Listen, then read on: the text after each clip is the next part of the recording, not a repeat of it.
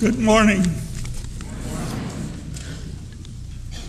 When Bishop Bolick began his remarks, I thought, well, there goes my thoughts. But fortunately, he didn't pursue it further. He called me about 3 weeks ago and asked me would I do one of these moments. And he explained to me that it was selecting on a verse that meant much to me through my life.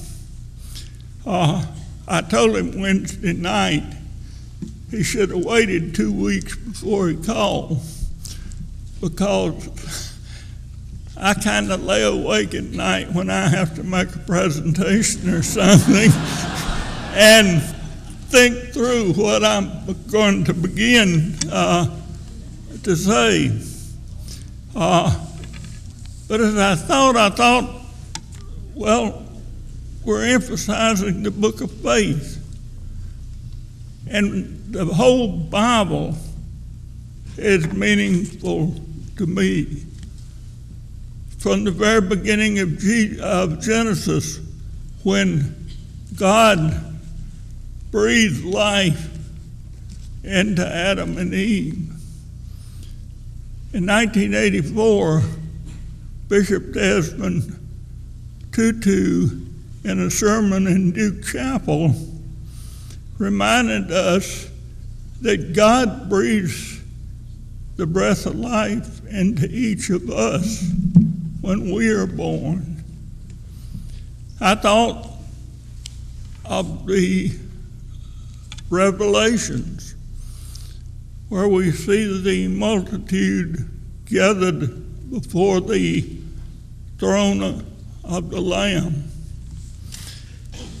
And then I began to think about special verses. John 3:16, the gospel in one sentence. But I thought, well, everybody would think of that. I thought about some of the verses in Romans that Martin Luther, that led Martin Luther to our justification by grace through faith. And then I thought about a verse that has been very meaningful to me through all my life. And I think that you wouldn't think of it as a usual verse that you would go about quoting or anything like that. I need to put it into context. It is the 46th verse of the 23rd chapter of St. Luke. The context is it's Good Friday.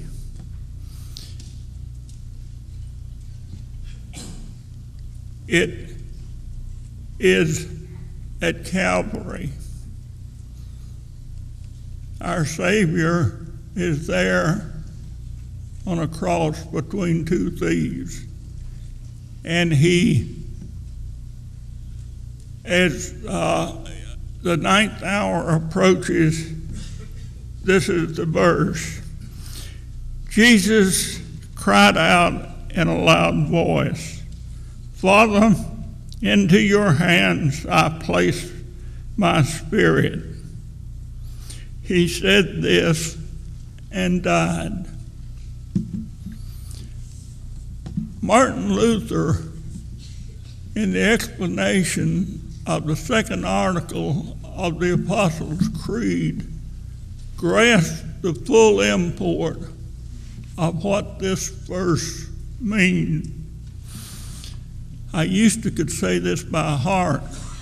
I learned it 70 years ago in catechetical class.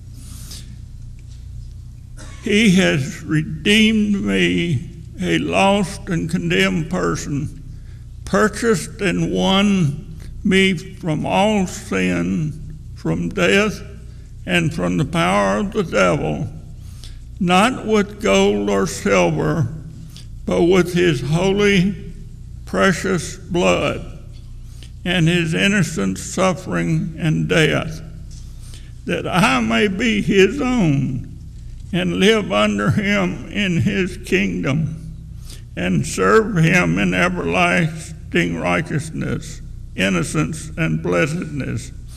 Just as he is risen from the dead, he lives and reigns to all eternity.